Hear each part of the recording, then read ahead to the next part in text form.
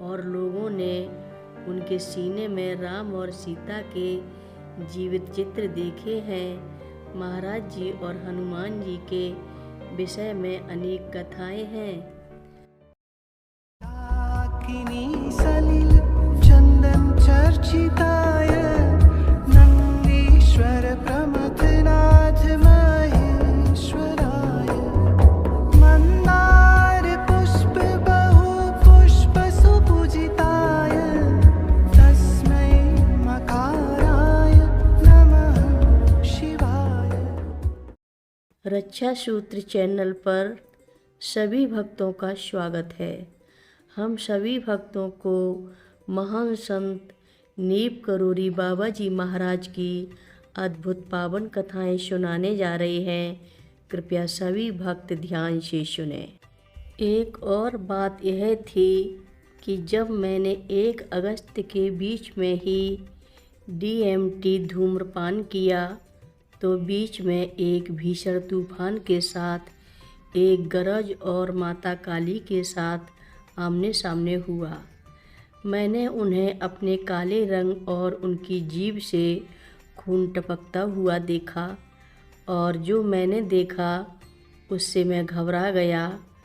फिर एक क्षण में ऐसा लगा जैसे वह मेरे करीब आ गईं और मेरे सारे डर को समाप्त कर दिया और मैं डर से मुक्त हो गया। बेशक वे सिर्फ मतिभ्रम हो सकते हैं या जिसे टेरेंस की भाषा में सच्चा मतिभ्रम कहते हैं। अब मैं इस या किसी अन्य पदार्थ के उपयोग की अनुशंसा नहीं करता, लेकिन इन अनुभवों को यहाँ साझा करना मेरे लिए ज़रूरी था। DMT के साथ मेरे बाद के प्रयोगों में से एक में मुझे एक बहुत ही अंधेरे क्षेत्र में ले जाया गया था, जो वाकई में एक भयानक अनुभव था। बिल्कुल मज़ेदार नहीं। मैं इसकी सिफारिश नहीं करूँगा। वैसे भी इनके अलावा मेरे पास कपोल कल्पित पुस्तकों या कल्पना के अलावा रामायण को अपने जीवन में समायोजित करने के लिए कोई वजह नहीं थी। जब तक मुझे महाराज जी के दर्शन नहीं हुए, तत्पश्चात मुझे यह स्पष्ट हो गया कि रामायण कोई परी कथा नहीं है। यह उस देश का इतिहास है जिसमें मैं रहता हूँ। श्री राम और हनुमान एक परम पिता परमात्मा हैं। महाराज जी इस समय मेरे ब्रह्मांड में सबसे शक्तिशाली औषधि हैं। मैंने अंजनाद्रि मंदिर किष्किंधा कर्नाटक में श्री हनुमान जी का ऐतिहासिक जन्म स्थान 2021 के अंदर राम शब्द के साथ तैरती हुई चट्टान की यह तस्वीर ली।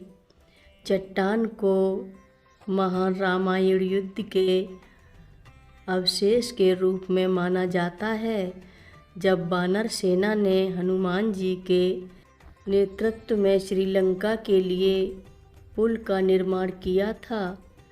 त्रेता युग के अवशेष में हर चीज़ की तरह इस पर भी तरह तरह की प्रतिक्रियाएं आ रही थीं।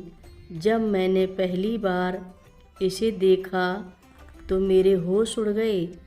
चट्टान पानी में तैर रही थी और उस पर संस्कृत भाषा में राम शब्द लिखा हुआ था, जैसा कि वे रामायण में वर्णित हैं।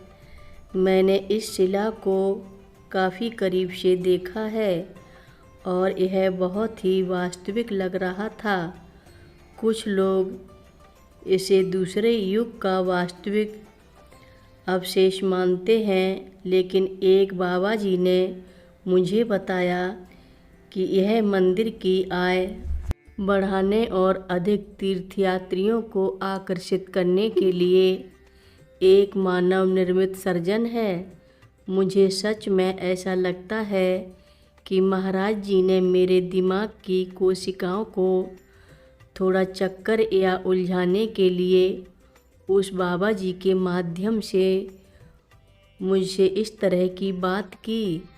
वह मेरे साथ ऐसा करना पसंद करते हैं।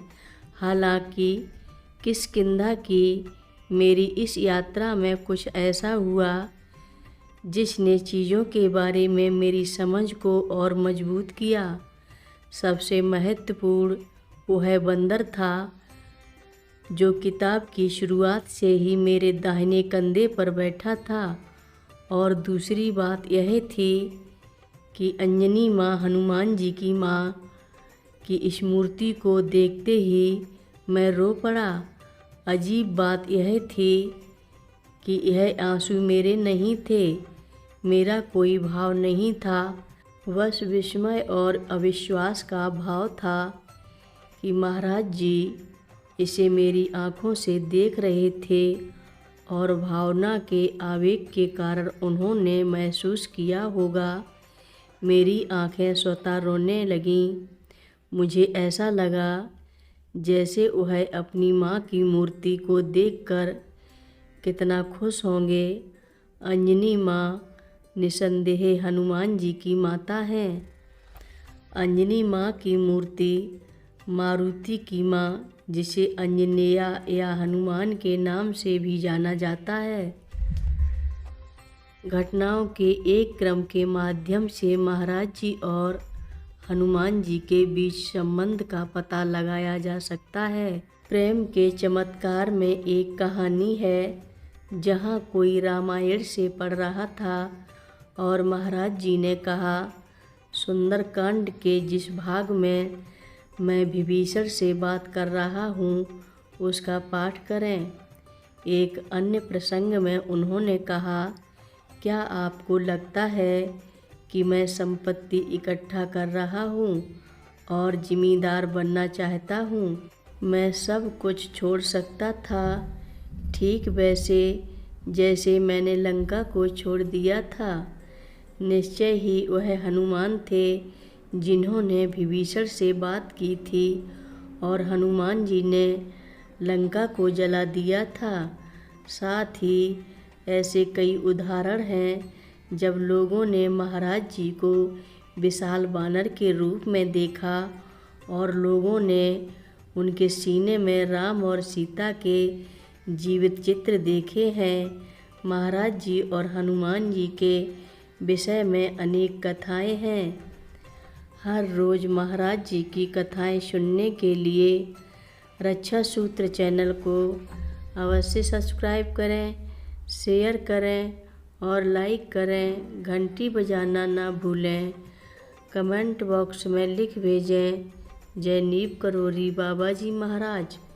बोलो नीव करोरी बाबा जी महाराज की जय बोलो।